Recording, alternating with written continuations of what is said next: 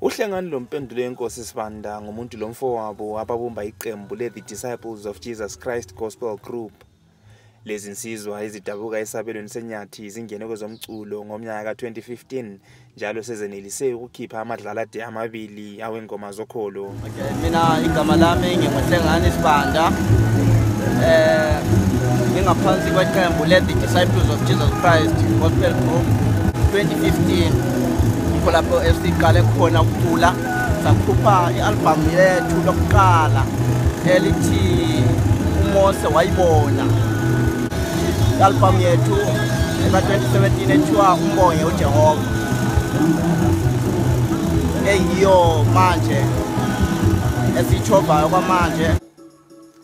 Abaculi baseMandebeleni bahlala bekhala ngokuba ingoma zabo kazichaywa emisakazweni. Kodwa iqembu leThe Disciples of Jesus Christ lisebenzisana labanye abaculi abagoqela uKhwelen Moyo okufikisa imisebenzi yabo kuZulu besebenzisa izikaniya.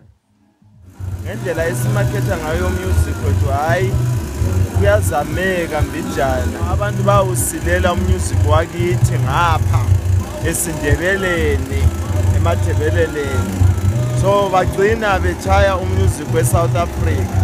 iSouth Africa ngelinye ilizwe lalo lizimele lodwa, leZimbabwe ngelinye ilizwe lizimele lodwa. Kuyabe sokungani umusic wesindebeleni kawukho, kodwa ke sikhona ke thina. Yikho sathi ngcono siphume siuhambe la umusic wethu ebantwini ukuze mhlawumbe kunanzeleleke ukuthi hayi neMandebeleni ukhona umusic ojabulisa abantu.